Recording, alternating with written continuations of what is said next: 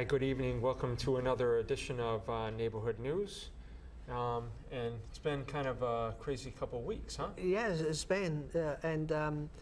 It's Tuesday nights, 7 o'clock, Channel 95.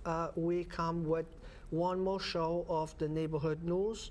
Remember, if you're watching us and it's not Tuesday nights, you're watching the repeat show, so come back next Tuesday at 7 o'clock for one new show. Exactly. For the Portuguese community, sejam bem-vindos a mais um programa das suas notícias, da sua vizinhança. Nós estamos de volta com mais um programa e à terça-feira, às 7 da noite, aqui no canal 95, nós estamos de volta com um novo programa. Se está-nos a escutar e não é terça-feira, venha de novo na próxima terça-feira e nós estaremos aqui com um novo programa. John, we're back again, and it's been 2 weeks since the last time we were here. As everybody knows, we come to the studio every 2 weeks and we tape a couple of shows. So in 2 weeks, a lot going on in Fall River, a lot of, commotion. We could talk about that a lot next of news, and we definitely need to talk about next week. Yeah. So because we have guests today, and what we're gonna today find out is solar panels. Okay. More and more we drive by homes with solar panels, and by curiosity, I did call a company, and I was very surprised with the numbers they provide me. That I was so surprised that I invite them to come here and kind of talk to us a little bit, so people will have really an idea what is into the solar panels, how to get them, and how that works. And so what I'm going to do is we're going to be based on my information. Okay. So the numbers that we're going to be showing is how much it's going to cost me and how the numbers work for me. This will give an example to the listeners that are watching our show, to kind of lead them. Either will be cheaper for them or more expensive for them, but at least it will give them a number, so this way they have an idea.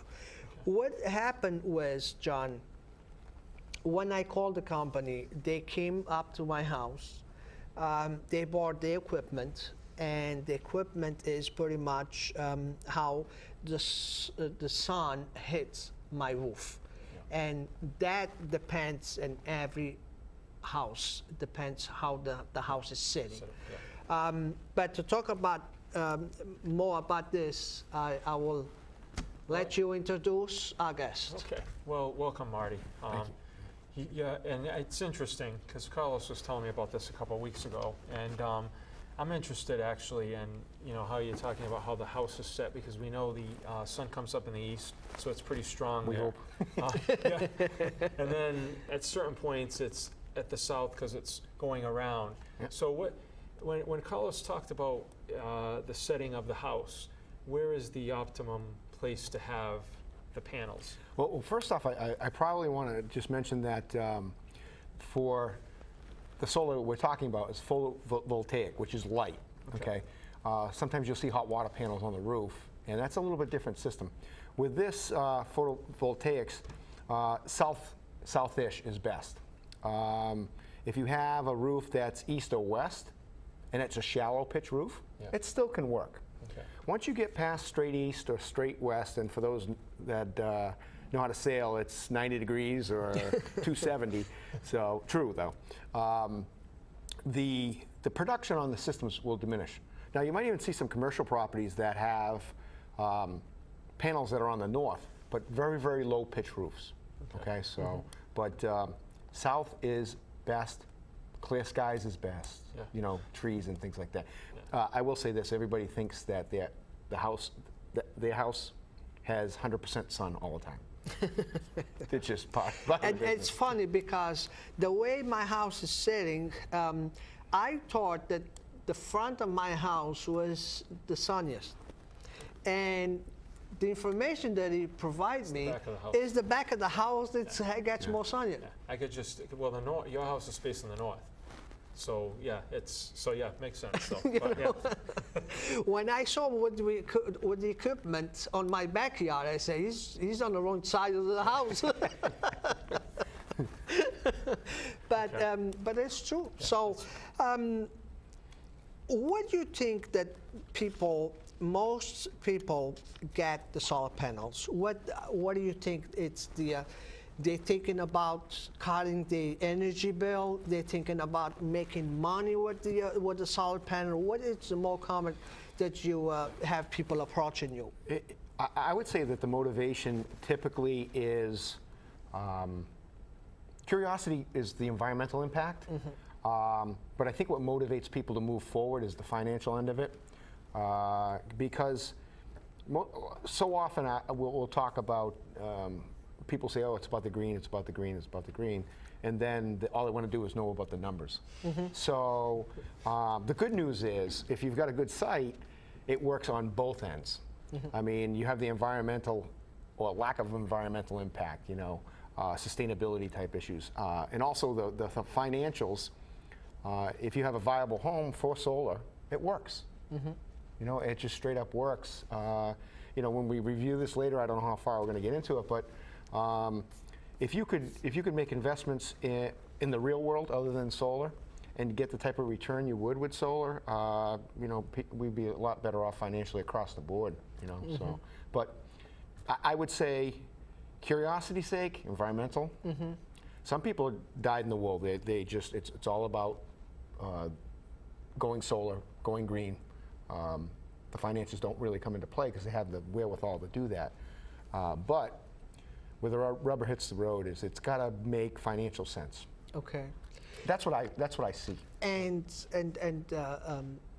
I have one more question. I don't know if you have any questions. Yeah, I mean, if you have a house, say someone has a house that they don't have the south, there's really no roof facing south.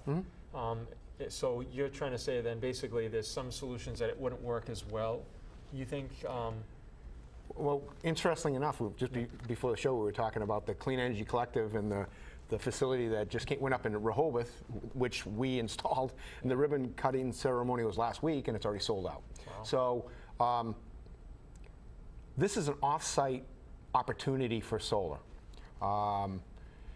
Basically, what would happen is if your home didn't qualify for solar, you're kind of stuck. So there are programs out there, and there will be more fields that will come into play where the average person can buy into. So what do I mean by that? The Rehoboth site was a National Grid territory site. So somebody in Fall River that was on National Grid could actually have bought panels there, own the power that comes from the panels. The credit would be applied directly to their electric bill. And then if they ever moved within that same National Grid zone, they take that with them, even though it's a remote site. So unfortunately it's sold out right now, but there'll be other opportunities out there. But we'll have people from time to time who have a commercial building, and the house isn't good, but the commercial building is. They put enough on there to apply the credits to the home. There's a few ways to do it. And adding these, like Clean Energy Collective, adding these remote solar fields really will open up the field for people that want to have solar, but just can't do it on their homes. Okay. Unfortunately, in NSTAR territory, we don't have any opportunity like that yet, but it's coming. Okay. So, like my next question would be: can anybody be? Can anybody have solar panels? If it's going to be, well, anybody can, with these other options, but ultimately it's for homeowners. Okay. You own the home. Now, could it be a situation where your mom and dad own the house and you live in the house and they want to put solar on it? Yeah, that's fine. That can happen too. So there's a lot of flexibility in that, but if you're a renter, The only way you're really able to do that now is by have one of these off-site type facilities, which are, like I say, obviously limited, right? So if a person owns a piece of land, that could be an opportunity for a person to own solar panels? Yeah, it's an opportunity. I mean, let's say your house is in not a good setup, but you own a piece of land somewhere and it's got clear skies to the sun, and it's got access to utility poles, or it has a meter on site already, maybe a little shed or something like that. You could do that. If it didn't have a meter on site, you could install one. Those situations come up. They're few and far between. But certainly. Okay. Well, do you want to talk about take your Yes, example? I mean we could probably go through my numbers, so this will give an idea to our listeners how this works. So. Well, basically, why don't you, just so people know, your house is what, roughly 40 feet long, 44 feet long, you think? Yes. Probably 1,000 square feet? About. Okay. And that's the average ranch here in the city? Okay. Yes. Okay. All right, so would You you gonna bring it up on the screen? Yeah. Yeah, you can Okay. bring her up the screen. there you There we Yeah, go. now I'll just be looking at this. Okay. All right, if you could. So if you can you Yeah, I can see that. I don't know if you guys could scroll that up a little bit, but just to the snapshot? Yeah. Okay, that's it. All right. No, So okay. the one thing that you don't see is above there is just an overhead view of the house. Carlos's house and where I laid out the solar panels on there. Okay. Just to kind of give you a complete rundown on what the numbers are here. And guys, you just want me to run through this? Yeah, that's okay. that'd be Yeah, great. go All ahead. right, so the first number you see, it's maybe tough for you to see. That's based upon a website that's used by like FHA and home appraisers and things like that. At the increased value of the home, a modest increase in value of the home by putting solar on the home. If you go to the pie chart on the left here, what you'll see there, that is the percentage of offset that Carlos would have on his house. So the amount of panels we could fit on his roof would offset 90% of his current annual electricity consumption. It comes out to an estimated first year production of 8,316 kilowatt hours. So when the electric bills that everybody gets that they can't really read, the unit of power that's on there is kilowatt hours, right? So then we go over here to the box, and this is where people get a little squirrely because it seems like a scary number. The total cost of the system is just a little over $25,000, and you go, oh boy, how am I ever going to get my money back on something like that? But let's talk about the things that whittle this down and really make it a good financial opportunity on top of doing the right thing for the environment. So Carlos, his home would actually qualify for 2 different rebates from the state that equate to $3,250. So the good thing for Carlos, though, he wouldn't have to go chase down all those rebates and things like that. Any solar company out there would actually have Carlos assign that to them, and they'll chase the state for the money. So now you're already down to $21,800. In addition to the rebates, you also have tax credits. You get a $1,000 state tax credit, and you also get a federal ITC, which is an income tax credit against your tax liability. So that's the amount of money that you owe the government at the end of the year. It's either line 61 or line 35 on your tax return. So it comes out to 30% of the project. So you can see it's $6,500 that if his tax liability was $7,000, with that $6,500, now you only owe $500 to the government. It boosts your return. That helps you pay for the system. Okay. So net cost, we started off at 25. You're already down to 14.2. Right? Still a pretty good chunk. Yeah. But the one thing I really like to point out here, if you can bring that back up on the screen, is the cost per kilowatt hour over a 25-year period. I don't know if I got this accurate, but Carlos's rate is about 19.5 cents.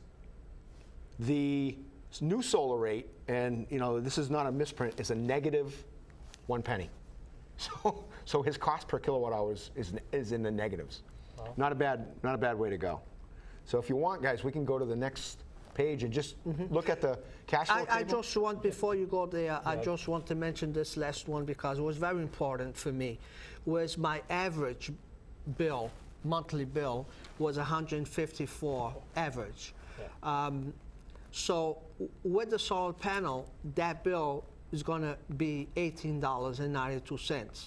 So I'll be saving $135 on my electric bill, which I think it's very good numbers, very important if you decide to put solar panels. Well, you're fortunate too because you know, I've been to homes that for one reason or another could only fit about maybe enough panels on the roof to offset 20-30% of the power, and there may be a little disappointment there, but in reality I say, well, do you want to save nothing on all of it or something on some of it, and then try to be just a little bit more conservative minded and save on the expensive stuff? Yeah, I mean, and what we didn't show the picture here before was the number of panels that I will be fitting on my roof.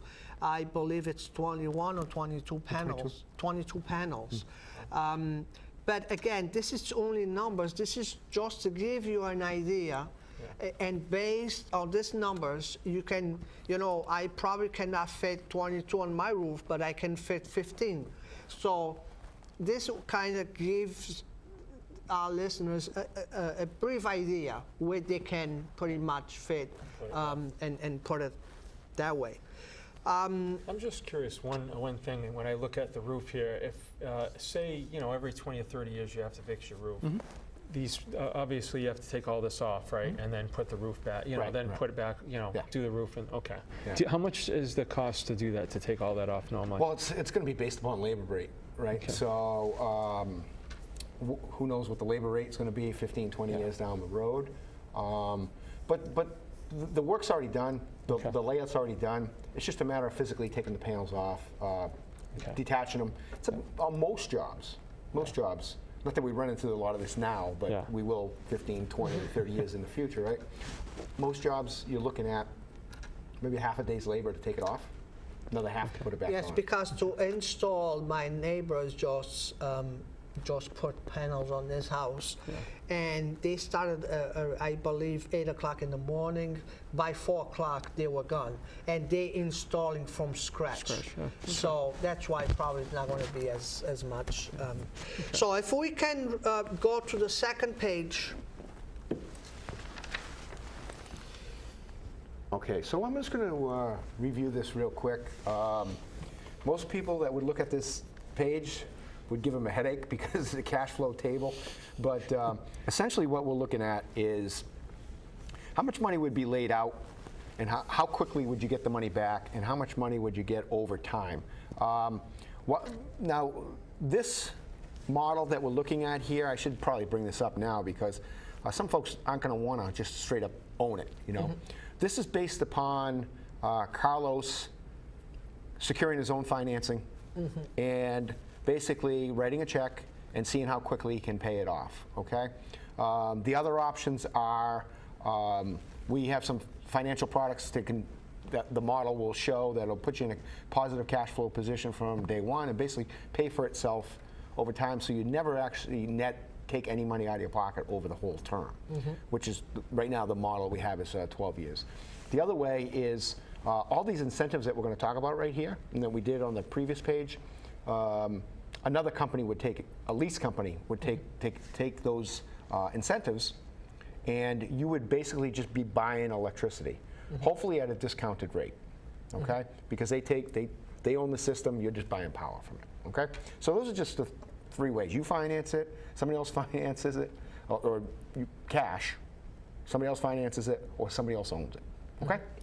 This model is Carlos owns his own system. So you get the cost in the first column, you get the state and federal tax credits, second column, which are real dollars now. A lot of people talk about deductions. It's actually real dollars, okay? The rebates. This next column, PBI, is very complicated and we don't have enough time here to explain this, but essentially for producing solar power in Massachusetts, you get certificates for every 1,000 kilowatt hours you produce, and they have value to the power companies to offset a quota that they have to meet. Okay, so these get sold by a broker quarterly, and this would be what the revenue would be over a 10-year period for Carlos. It's a 10-year program in Massachusetts. It's called the SREC 2 model. Okay, and you can see that's significant.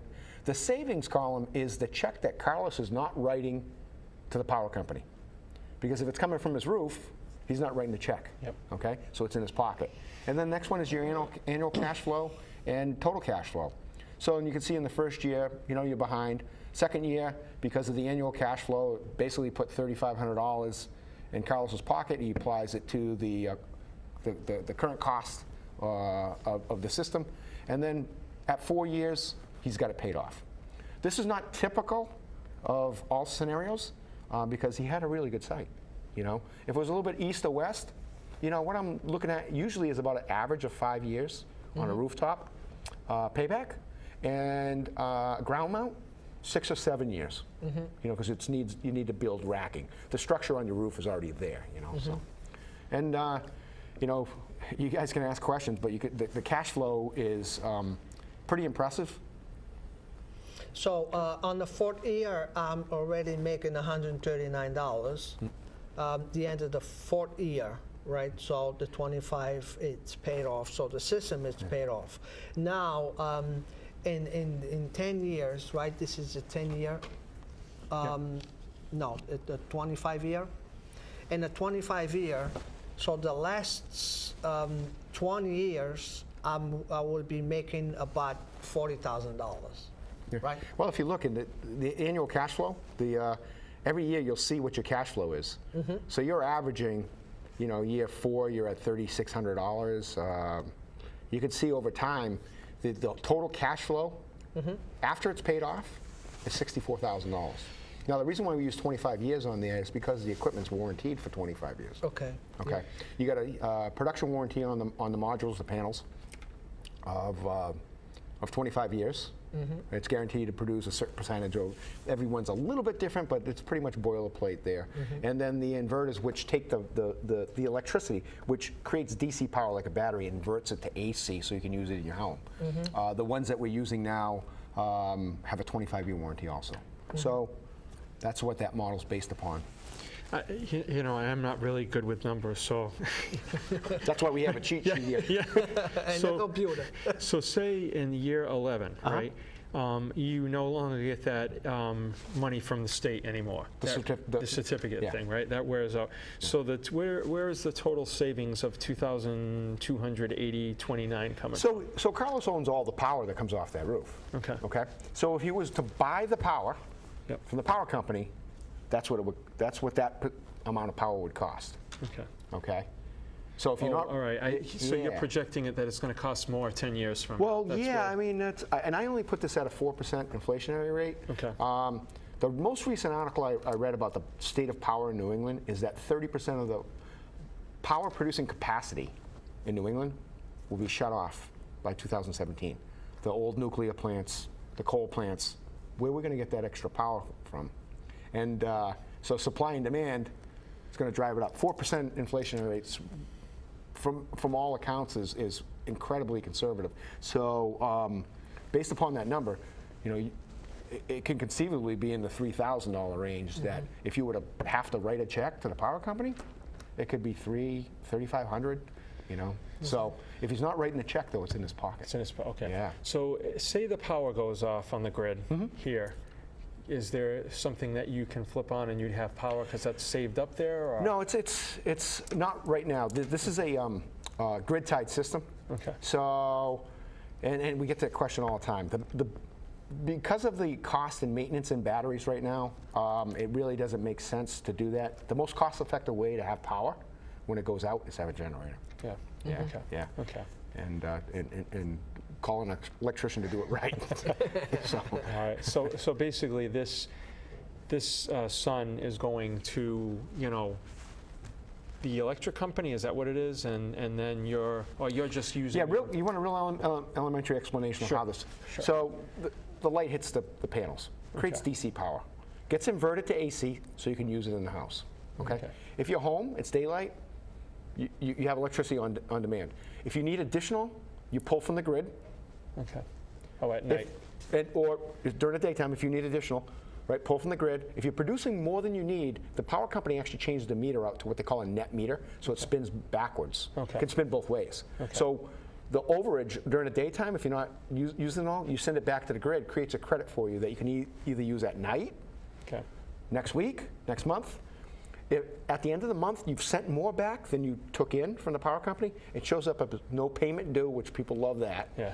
And it shows up as an adjustment on your bill, which is a negative number, which is a credit that gets applied that you can use at a later date. Okay. So, but yeah, when the power goes out, Yeah. back to that, Back to that. Okay. generator. So whatever you're, and this is probably maybe the science part of it, whatever you're getting from those solar panels are yours. It's not going anywhere. It's the Well, power that you're using. it could be stored, sent back out to the grid Okay. for later use, Okay. but you don't lose the credit for Credit. it. Okay. Yeah. Okay. Yeah. Yeah. No, So interesting. I think it's a very interesting, and now when you drive by a home with the solar panel, you kind of have an idea how it works and how much costs and pretty much. Just that's why I want to show the numbers, so this way people will have an idea what it was, and how it works. So the show is going to be on Facebook, it's going to be on YouTube. If anybody has any questions, our contacts are there. We have the information Do we have it where we can put it on the screen? for our guests. I don't think they did, No? but Okay.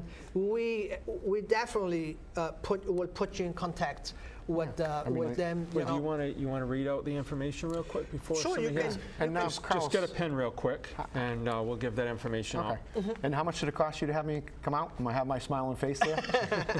Nothing. Yeah. So again, Okay.